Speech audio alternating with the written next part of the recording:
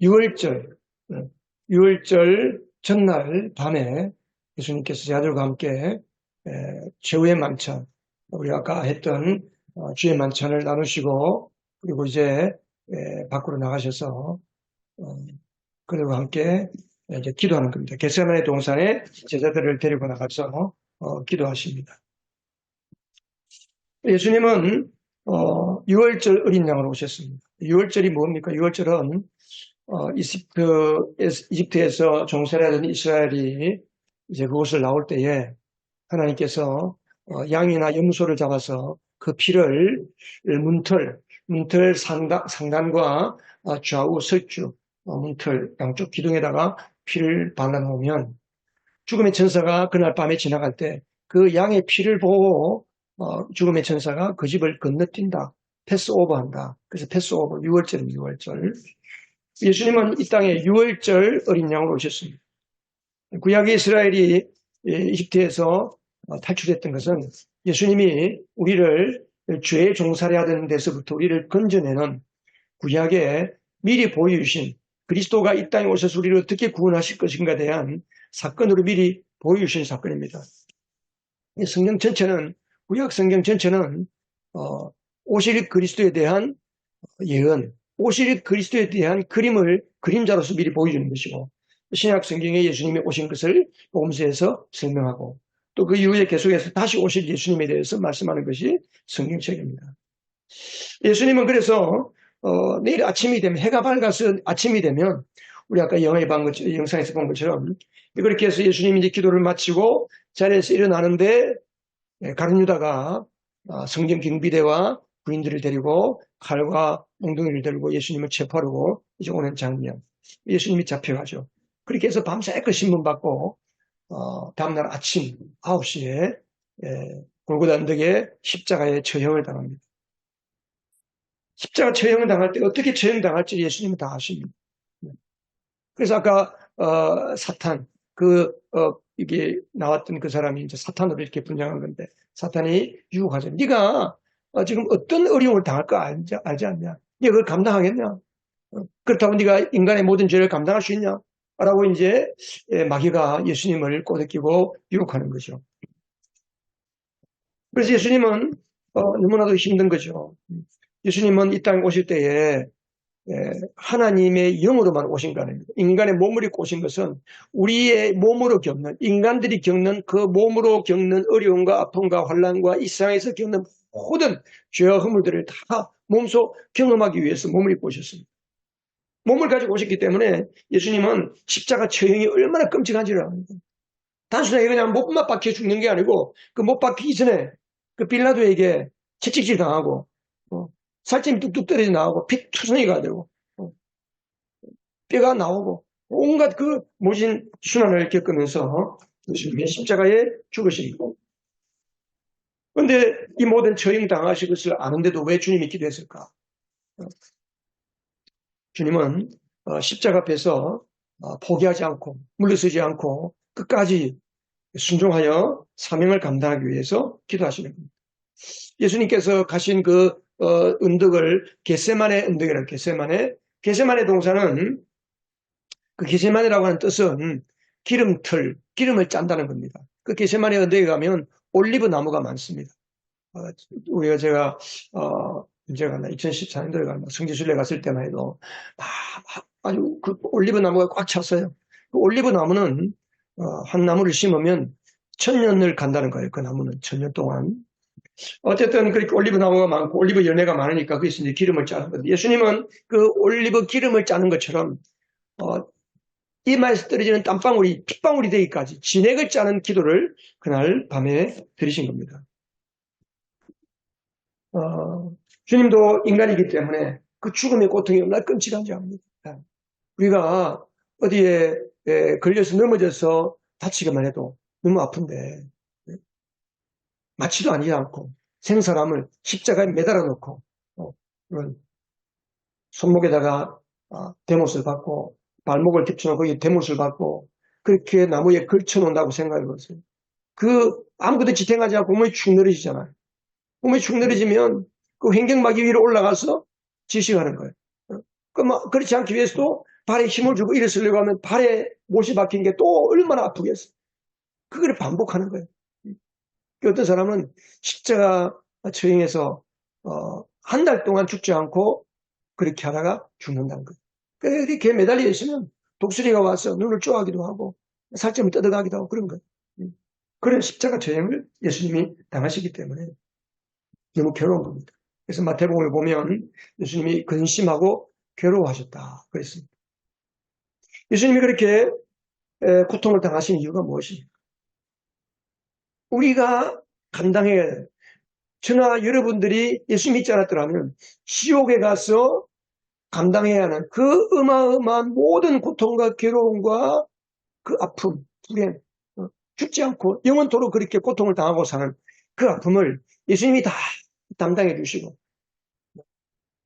우리를 위하여 죄값을 그의 몸으로 다 지불해 주시기 위해서 예수님은 이 땅에 오신 겁니다. 그렇지만 예수님이 이렇게 십자가를 지시면서 제자들에게 기도하라고 하는 거죠. 시험에 들지 않도록 기도해라. 만일에 예수님께서 그렇게 십자가에 허무하게 돌아가시는 것을 제자들이 보면 어떻게 했어요? 제자들은 예수님을 따를 때에 3년 반 동안 그들이 갖고 있던 직업, 가정 다 버리고 예수님을 따랐습니다. 한 가지 때문에. 그분이 메시아다. 이분이 우리나라를 새롭게 회복시키고 로마의 압제에서 벗어나서 이 나라를 해방시키고 다윗 왕국 이상의 메시아 왕국을 세울 왕이시다. 그 하나를 가지고 예수님을 따른 겁니다. 근데 예수님이 죽는다고 그러니까 가룟 유다는 배신감을 느끼고 예수님을 은30에 팔아버리고 나머지 제자들은 주님을 따르는 거예요. 그런데 제자들이 예수님이 십자가에 돌아가시는 것을 본다면 그들이 시험에 들지 않겠어요? 우리가 뭐 때문에 3년 반 동안을 저 선생님을 따랐는가? 아니 저분이 메시아라면 저렇게 허무하게 죽을 수가 있는가? 아니 칼도 한번 빼보지도 못하고 싸움도 한번 해보지도 못하고 해방전쟁하면 일으키 보지도 못하고 저렇게 허무하게 돌아가시는 게 저게 뭔 그리스도냐? 저게 무슨 메시아냐? 그들은 시험에 들 수가 있습니다. 그래서 예수님께서 나와 함께 깨어 기도할 수 없더냐? 시험에 들지 않도록 깨어 기도하라는 거예요. 마태복음에 보면 예수님께서는 한 2-3시간 정도 기도한 걸로 되어 있어요. 나와 함께 1시간 동안 깨어 있을 수 없더냐? 그 기도하고 와서 자니까 말씀하시고 또 말씀하시고 예수님은 3번 나아가서 기도하신 거예요. 42절 보세요. 42절에 보면 예수님이 무슨 기도를 하셨어요? 같이 한번 읽어보겠습니다. 아버지, 만일 아버지의 뜻이면 내게서 이 잔을 거두어 주십시오. 그러나 내 뜻대로 되게 하지 마시고 아버지의 뜻대로 되게 하여 주십시오. 네. 예수님의 기도는 내 뜻대로 되지 않고 아버지의 뜻대로 되게 달라는 기도입니다. 예수님의 기도는 십자가의 길을 가지 않기 위한 기도가 아닙니다. 그리고 십자가를 지고 이 어려움과 환난과 죽음의 위협과 공포가 있지만은 기꺼이 순종해서 아버지가 맡기신 인류 구원의 사명을 감당할 수 있도록 하기 위해서 기도하는 겁니다. 예수님은 자기 사명을 분명히 합니다. 그 사명을 회피하지 않기 위해서 기도하시는 거예요. 근심이 되고 고통이 되고 견딜 수 없는 갈등이 있지만 그럼에도 불구하고 기꺼이 순종해서 십자가의 죽음으로 마귀의 머리를 깨뜨리고 아까 봤잖아요. 뱀의 머리를 짓밟는 거예요. 창세기 3장 15절에 보면 여자의 후손이 뱀의 머리를 깨뜨린다고 했잖아요. 뱀은 여자의 발꿈치를 상하게 하지만 여자의 후손은 뱀의 머리를 상하게 할 것이다. 여자의 후손은 여자의 몸에서 태어난 메시아를 가리키는 거예요. 예수님께서 오셔서 그 뱀의 머리를 짓밟아서 깨뜨리셨습니다. 결국 예수님은 이 겟세마네 언덕에 진액을 짜는 기도를 통해서 순종하게 되고 순종을 통해서 승리를 이룬 것입니다. 그래서 주님은 그 기도를 마친 다음에 꿋꿋하게 일어서서 이제 가자. 담대하게 십자가의 죽음을 향해 가셨습니다. 자, 우리가 먼저 생각할 것은 실패한 제자들입니다. 기도의 자리에서 실패한 제자들. 우리가 사순절 특별 기도를 하고 있는데 여러분 기도의 자리에서 승리하고 계십니까? 주님께서 그렇게 부탁했지만 제자들은 기도할 수가 없었습니다. 그들은 기도하기 싫어서 기도 안 한 게 아닙니다. 왜 안 했습니까? 그 시간은 새벽 1시, 새벽 2시에, 새벽 3시쯤 됐어요. 그러니까 그 시간은 잠이 쏟아지는 시간이에요. 나이가 많아지면 잠이 없어지잖아요. 제자들은 나이가 많지 않습니다. 심지어 요한 제자는, 사도 요한은 이제 20도 채 되기 전입니다. 베드로와 다른 사도들은 30이 채 안 됐어요. 파란 청년들입니다. 얼마나 잠이 많아요. 그러니까 그들은 주님 앞에 기도하는 걸 보면서도 코를 골면서 아까 우리가 본 것처럼 그렇게 자는 겁니다. 너무 고단했어. 기도하기 싫어서가 아니고 육신이 약했어. 그래서 예수님께서 그들에게 오셔서 안쓰러운 마음으로, 안타까운 마음으로, 그래, 너희들이 마음은 원하지만 육신이 약하구나, 육신이 약하구나. 여기서 육신이 약하다는 게 무슨 뜻일까요? 육신이 약하다는 말은 우리 건강이 약하다는 뜻이 아닙니다. 기도할 수 없을 정도로 건강이 약해서 기도를 못하는구나, 그런 뜻이 아닙니다. 그리고 기도는 건강과 관계없습니다. 몸이 병들어서 병상에 누워있는 사람도 누워서도 기도할 수 있습니다. 왜 기도를 못합니까? 육신이 약하다는 거예요. 육신이 약하다는 게 무언가. 오늘 우리의 삶이 너무 바쁜 거예요. 내 할 일에는 온 정력을 다 쏟습니다. 모든 에너지를 다 쏟아서 내 할 일을 하고 내가 해야 할 일을 하다 보니까 정작 주의를 하는 일에 있어서는 아무것도 할 수가 없는 거예요. 내일은 죽기 사유로 그냥 까무러칠 정도로 힘을 다해서 시간을 다해서 물질을 다해서 온 마음을 다해서 그렇게 기도하는데 그렇게 일하는데 정작 하나님의 일에는 그렇게 하지 못하는 거예요. 그만큼 내가 하나님의 일에 죽기 살기로 매달리고자 하는 그런 영성이 없다는 거예요. 의지가 없다는 거예요. 부족하다는 거예요.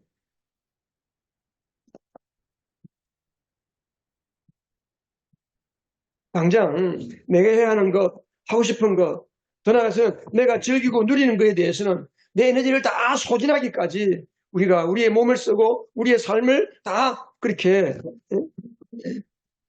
소비하고 있지만은 정작 내 영의 소원, 내 안에 계신 성령님의 소원을 이루어드리는 데 있어서는 우리가 주님을 따라갈 수 없는 연약한 존재가 되어버렸다는 겁니다.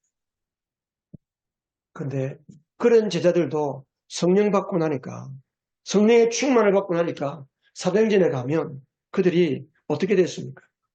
그들은 날마다 성전에서도 모이고 이 집 저 집에서 모이면서 집집마다 다니면서 쉬지 않고 전도하고 쉬지 않고 하나님의 말씀을 가르치고 기도했습니다. 여러분들이 기도의 자리에서 실패하십니까? 여러분, 오늘 이 예배를 통해서, 오늘 이 찬양을 통해서, 말씀을 통해서 성령의 충만을 받으시기를 주님의 이름으로 축복합니다. 성령의 충만을 구하시기 바랍니다. 반면에 주님은 고난 중에도 극심한 환난과 유혹과 시험 중에서도 승리하셨습니다. 순종하여 승리하셨습니다. 지금 주님 앞에는 죽고 사는 문제가 걸려 있습니다. 주님은 곧 죽음의 고통을 피하고 싶습니다. 그래서 42절에 보니까 뭐라고 그랬어요? 여기 보면 아버지여, 만일 아버지의 뜻이면 이 잔을 내게서 거두어 주십시오. 아버지의 뜻이면.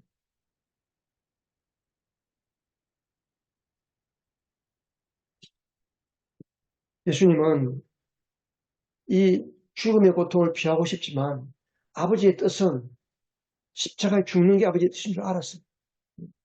그래서 혹시라도 아버지의 뜻이면 내가 저 십자가 지지 않고도 인류를 구원할 수 있다면 내게서 이 잔을 옮겨주세요라고 기도한 거예요. 근데 그 기도 끝이 아닙니다. 그러나 내 뜻대로 마시고 아버지의 뜻대로 이루어주세요라고 기도합니다. 그래서 예수님은 이 기도를 통해서 하늘의 능력을 공급받고 거기 보세요. 43절 같이 한번 읽어보겠습니다. 시작. 그때에 천사가 하늘로부터 그에게 나타나서 힘을 북돋워 드렸다. 아멘. 여러분, 예수님만 천사가 나타나서 기도하는 힘을 북돋워 주겠습니까? 아닙니다. 우리도, 연약한 우리도 내가 육신이 약해서 기도의 자리에 나올 수 없고 내가 하나님 앞에 주의 맡은 일을 충성스럽게 감당할 수 없는 그런 연약함이 있지만은 그럼에도 불구하고 내가 순종해 보겠습니다. 기도의 자리에 나와서 하나님께 은혜를 구하겠습니다. 나에게 기도할 힘을 주세요. 라고 나와서 기도의 자리를 지키는 사람에게는 하나님께서 오늘도 이 천사를 보내어서 우리의 기도의 힘을 북돋워 주십니다. 오늘도 하나님은 천사들을 통해서 여러분의 심령 가운데 순종할 능력을 부어주십니다. 네. 하나님은 예나 지금이나 똑같습니다. 우리를 똑같이 사랑하시는 예수님을 사랑한 만큼 우리도 똑같이 사랑하십니다. 여러분, 예수님은 특별히 더 사랑하셨고 우리는 덜 사랑하시는 그런 게 아닙니다.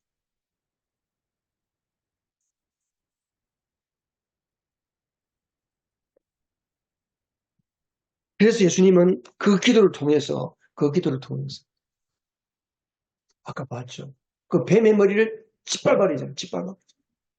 마귀가 계속해서 옆에서 유혹하지만 네가 죄를 감당할 수 있겠냐? 네가 그렇게 저 모든 고난을 감당할 수 있겠냐? 네가 그런다고 위의 모든 죄를 지낼 수 있겠냐? 유혹하고 조롱하지만 예수님은 자리에서 일어나서 뱀의 머리를 짓밟아 버렸습니다. 여러분, 죄의 유혹에 넘어가지 않기를 바랍니다.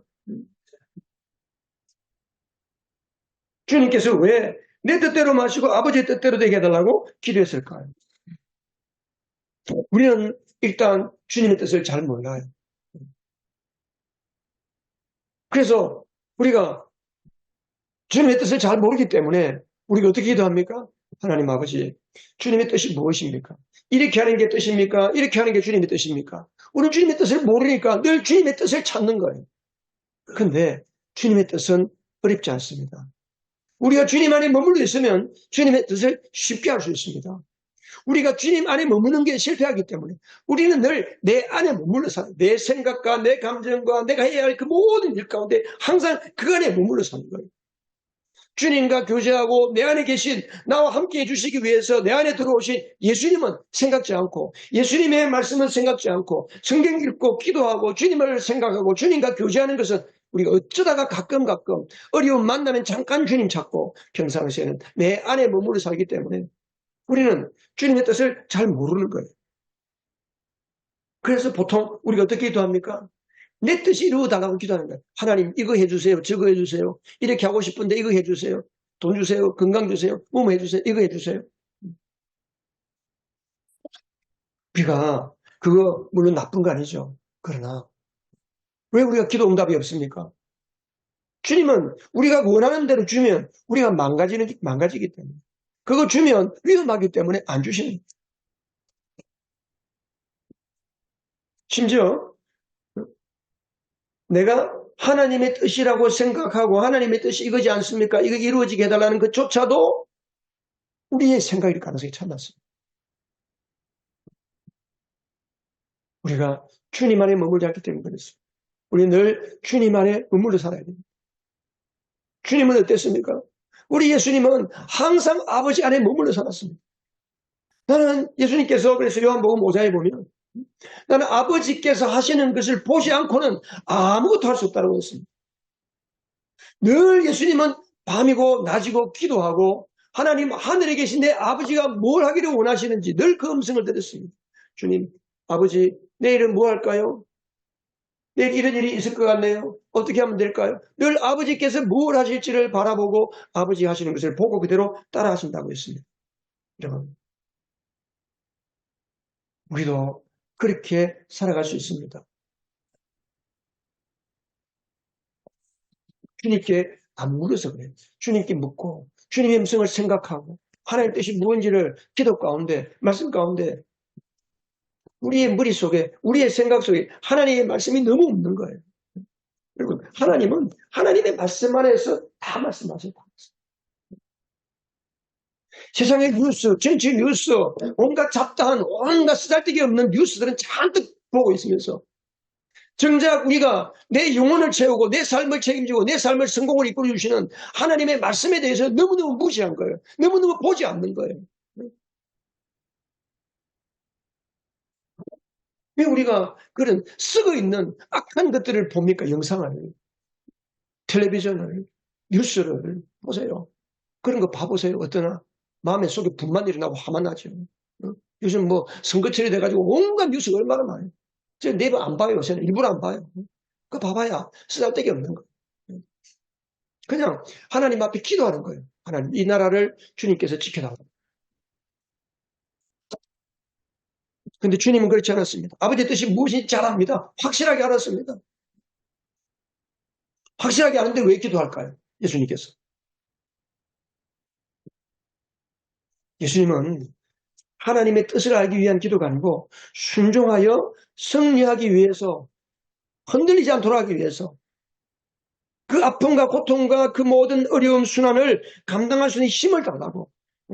주님이 힘을 주실 줄 알았습니다. 그럼에도 불구하고 흔들리지 않고 순종의 길을 갈 수 있도록 하나님 앞에 기도하는 거예요.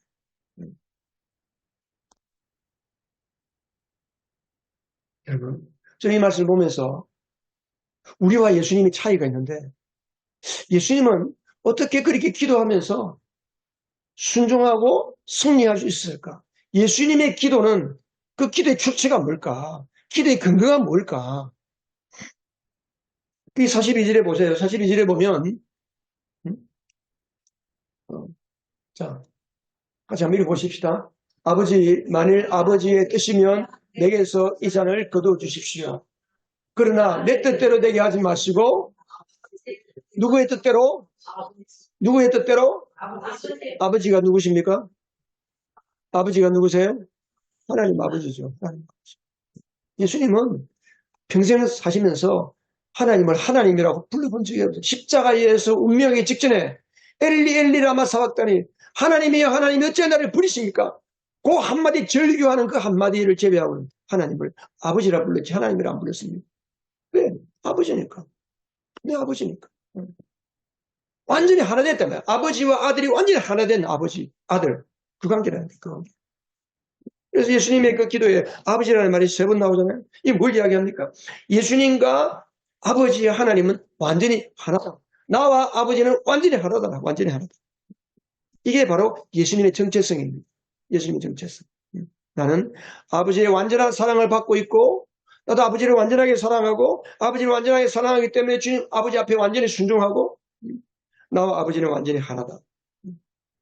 그래서 예수님은 완전히 하나 된 아버지의 아들의 정체성을 가지고 그 기도에 승리하고 기꺼이 십자가의 길을 갈 수 있습니다. 그러면 이 예수님의 기도가 우리에게 주는 의미는 무엇일까요? 예수님의 기도는 우리에게 무엇을 가르치고 있습니까? 뭘 말씀하십니까? 믿음의 길에서 만나는 감당하기 어려운 일들이 참 많습니다. 그 순간 내가 감당할 수 없는 어려움과 역경 가운데 있을 때에 우리는 어떻게 기도하고 어떻게 행동해야 할 것인가? 그것을 오늘 예수님의 기도는 우리에게 가르쳐주고 있습니다. 우리 성도들의 삶을 기도하면서 제가 생각해 보면 다 어려워요. 다 힘들어요. 삶의 구석구석 들어가서 생각하다 보면요. 다들 힘들어요. 참 너무 안타까워요. 그러니까 어려운 가운데서도 주님을 섬기고 교회를 섬기고 주님을 따라가는 것이 목사가 볼 때는 참 때로는 너무너무 감사하고 고마울 때가 많습니다. 주님도 모르실까요? 주님도 다 아세요. 다 아세요. 그렇지만 우리가 심한 압박을 받고 내가 감당할 수 없는 극심한 혼란 가운데 들어가면, 그 고통 가운데 시달리기 시작하면 우리는 어떻게 기도합니까? 주님, 내가 어떻게 해야 될까요? 이렇게 해주세요. 저렇게 해주세요. 어떻게 하는 것이 지혜입니까? 나에게 지혜를 주세요. 하나님 이것 좀 해주세요. 저것 좀 해주세요. 라고 결국은 우리가 원하는 것을 하나님 앞에 기도할 때가 많습니다.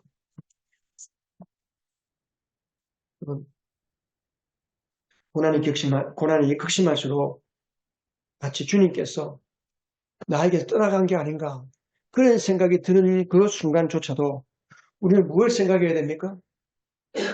우리가 기도의 자리에서 승리하고 삶에서 승리하기 위해서 극심한 환난과 고난이 오는 그 자리 가운데 있을 때라도 우리는 놓치지 말아야 할 게 한 가지가 있습니다. 그게 뭡니까? 그게 바로 나와 예수님은 하나다는 겁니다. 따라하십시오. 여러분 가슴에 손을 얹고 해보세요. 나와 예수님은 하나다. 나와 예수님은 예수 그리스도를 마음에 영접한 사람은 예수님이 우리 안에 들어와 주시고 우리를 예수님으로 완전히 하나 되게 하신 겁니다. 하나 되게 하신 거예요.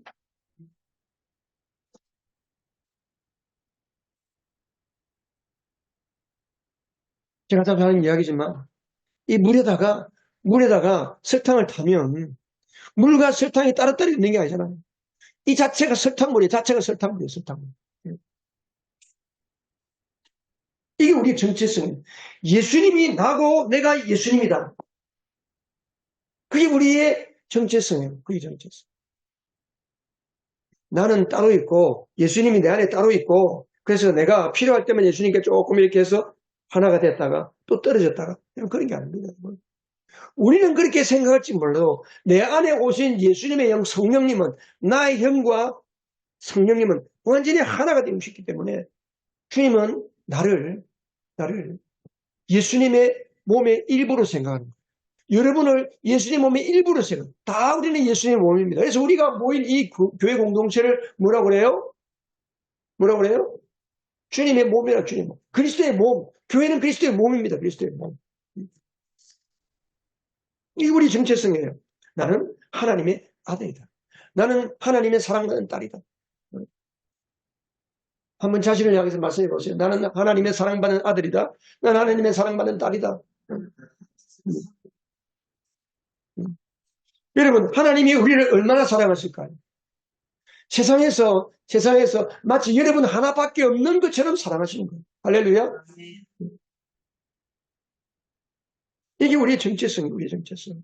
그래서 내가 넘어지고 쓰러지고 힘들어서 일어날 수 없는 역경 가운데 처했을지라도 주는 내 아버지, 주는 내 아버지. 우리 아까 찬양했잖아요. 주는 내 아버지. 변함없이 나를 일으켜 주시네. 주의 손 날 일으키시네. 주의 손 날 붙드시네. 영원한 피난처 되시네. 깊어진 한숨 속에도. 우리 아까 찬양한 거 있잖아요. 깊어진 한숨 속에도 변함없이 우리를 일으키시네. 주 내 아버지 그 심팔로 날 덮으시네. 주는 내 큰 능력 변함없이 우리를 일으키시네. 아멘. 여러분, 주님은 변함없이 여러분을 붙잡고 계십니다. 변함없이 여러분을 일으키고 계십니다. 흔들리지 않기를 바랍니다. 마귀의 말을 듣지 않기를 바랍니다. 사탄은 우리 곁에서 와서 우리를 속닥거리는 거예요. 속닥거리는 거예요. 우리가 주님을 떠나서 내 마음대로 사는 순간 우리는 바로 마귀에게 마귀 옆으로 가요. 마귀는 금방 우리를 찾아오는 거예요. 마귀는 얼마나 냄새를 잘 맡는지 몰라요. 여러분, 사기꾼은 돈 냄새를 맡는다 그러잖아요. 도둑놈은 저 집에 뭐가 있는지 냄새를 맡는다 그러잖아요. 마귀가 도둑놈이에요. 마귀가 도둑놈. 예수님은 도둑은 죽이고 파괴시켜 놓는다 그랬어요.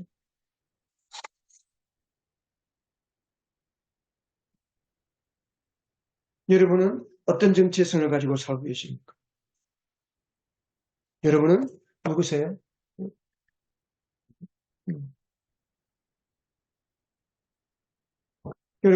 여러분이 가진 정체성이 만일 나는 내 부모님을 기쁘시게 하기 때문에 나는 사랑받는 아들이야. 가정에서 인정받는 자녀야. 세상에서 큰 성공을 이루기 때문에 사람들로부터 인정받는 사람이야. 내가 가진 업적이나 외모나 가진 소유나 사회적인 위치 때문에 사람들에게 인정받는 사람이야. 나는 괜찮은 사람이야. 라고 하는 잘못된 정체성을 가지고 살고 계시지 않습니까? 이런 정체성은 매우 매우 위험합니다. 고난이 찾아올 때, 어려움이 찾아올 때, 내가 감당할 수 없는 어려움이 나를 휘감아칠 때에 우리는 금세 무너지고 마는 겁니다. 그 정체성을 우리를 지킬 수가 없습니다. 내가 사람들이 나를 알아주고 그 사람들이 나를 알아주고 나를 의지하는 것 같았는데 내가 어려움 만나니까 다 떠나는 거예요. 여러분, 친구도 돈 있을 때 친구지. 없어 보세요. 병들어 보세요. 누가 찾아오나? 안 찾아와요.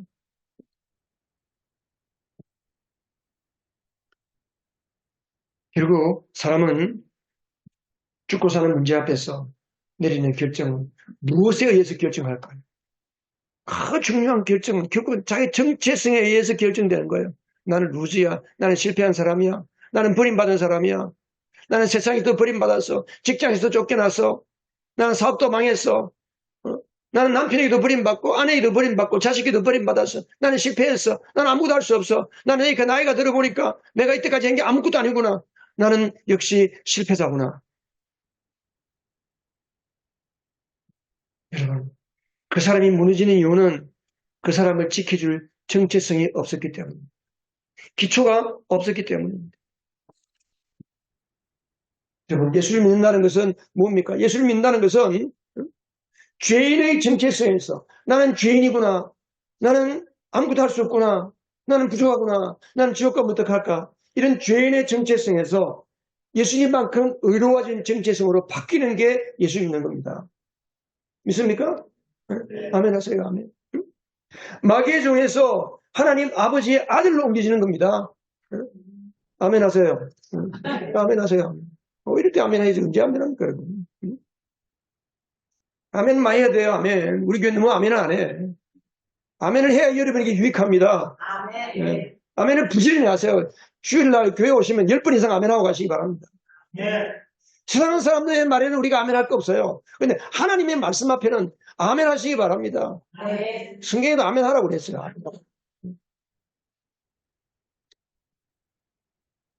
어떤 상황이나 어떤 유혹이나 시험에도 무너지지 않는 견고한 사람은 자기를 세우고 있는, 자기를 지탱하고 있는 그 기초가 튼튼한 사람입니다. 아까 우리가 봤죠. 이 사진. 이 사진 무슨 사진인 줄 아세요? 이게 조금 일부만 보인 것 같은데, 이게 옆에 LCT 건물 지하 8대예요. 지하 8대. 옆을 늘 지나다 보면요. 그 사람이 깨미처럼 보여요. 깨미같이. 내가 모르긴 몰라도 거의 한 지하 10층 이상은 판 것 같아요. 그렇게 파고 들어가서 기초를 하는 거예요. 아마 더 파고 밑에다가 이렇게만 한 게 아니고 그 옆에 보이는 게 저게 다 이제 콘크리트로 철근을 받고 콘크리트 파일을 받고 그리고 제가 예전에 지금 창원에 두산 이너빌리티라고 하는 회사가 있는데 옛날에 현대하고 한국중공업, 두산중공업 이름을 바꿨는데 그 두산중공업 창공장 건설할 때 제가 거기서 첫 직장 생활했는데 보일러 공장을 지었어요. 제가 사진을 찾다가 못 찾았는데 그 보일러 공장을 짓는데 공장 높이가 50m예요. 50m. 50m면 한 17, 8층 되잖아요. 공장 높이가. 그리고 공장에 이제 양쪽 기둥에 이렇게 이제 기둥과 기둥 사이에 크레인이 지나요. 크레인이 몇 톤짜리 크레인? 100톤, 200톤짜리 크레인. 뭐 5톤 이런 크레인이고. 왜? 그 공장은 공장을 짓는 공장이에요. 발전소를 짓는 공장이에요. 원자력 발전소를 짓는 공장이에요. 원자력 발전소에 들어가는 터빈을 만들고 공장을 만드는 공장이기 때문에 그 어마어마한 몇백 톤짜리 그 무거운 기계들을 들어서 움직이게 되잖아요. 그러니까 이 크레인이 그런 엄청난 크레인이 지나가려고 하면 기둥이 얼마나 튼튼해야 돼요. 그래서 기둥을 하나 박는데 옛날에 그 기둥 제가 사진을 못 찾는데 그 철근 H빔 이렇게 쌓아놓은 곳에서 우리 동료들하고 사진 찍어놓은 게 있는데 그게 보면 H빔 그 폭이 제 키보다 커요. 한 2m 좀 되는 것 같아요. 이런 넓은 H빔을 쫙 올리는데 그냥 올리는 게 아니고 바닥에다가 파일을 박아요. 파일이라는 게 뭐냐면 전봇대 같은 거. 공사할 때 전봇대 같은 걸 박아요. 근데 그 땅은 바다를 매립했기 때문에 콘크리트 파일을 박는 게 아니고 강간 파일, 스틸, 강철로 된 파일을 박아요. 그 강철로 된 파일이 너무너무 비싸요. 비싸서 그걸 수십 개 박아요. 기둥 하나 이렇게 철골 하나 세우는데 수십 개 그 강간 파일을 박아요. 그 제가 설계팀에 물어봤어. 이거 하나 박는 이거 파일을 받고 이 기초 다지는데 돈이 얼마쯤 드느냐 했더니 그 설계팀에서 하는 이야기가 금을 얇게 펴가지고 그 한 2편 자리에다가 금을 얇게 까는 정도의 돈이 들어간다. 왜 그렇게 투자합니까? 어마어마한 물건을 걸어서 옮기고 날려고 하는 그 기둥이 힘을 받아야 되기 때문에. 이건 제가 무슨 이야기 합니까? 우리의 기초가 뭐냐, 우리의 기초. 여러분의 인생의 기초가 무엇입니까? 우리는 흔들리지 않는 바람이 불고 상수가 나고 홍수가 나도 흔들리지 않는 그러한 기초. 예수 그리스도와 내가 하나 된 정체성. 나는 하나님의 아들입니다. 나는 예수님과 하나 되었고 나는 예수님에게 달려있어요. 예수님도 나에게 달려있습니다. 여러분, 예수님도 그럽니다. 나는 이 땅에서 너희에게 달려있다. 내 영혼 구원하고 복음 전하고 영혼 구원에 제자 삼는 일은 너희에게 달려있다. 우리에게 달려있습니다. 할렐루야. 그래서 성경은 이렇게 말합니다. 우리 같이 한번 읽어보겠습니다. 바울은 흔들리지 않는 기초를 가진 거예요. 자, 시작. 나는 확신합니다.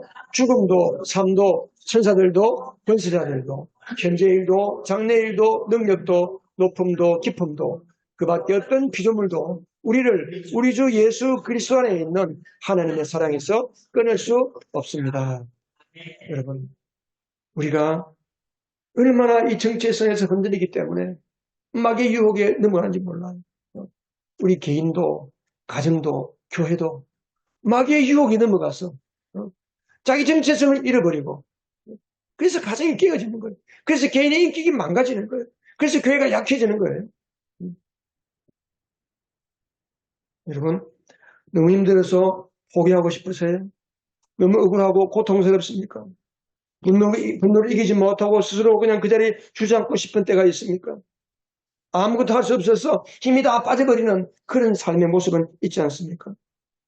여러분은 지금 어디에 서 있습니까? 믿음의 사람들에게 고난 중에 순종하여 승리하는 그 힘은 어디에서 나올까요? 바로 우리 주 예수 그리스도, 나는 예수 그리스도와 하나 된 정체성, 이 정체성을 굳건하게 세우고 믿음 생활에서 승리하는 저와 여러분 되시기를 주님의 이름으로 축복합니다. 아멘. 기도하겠습니다.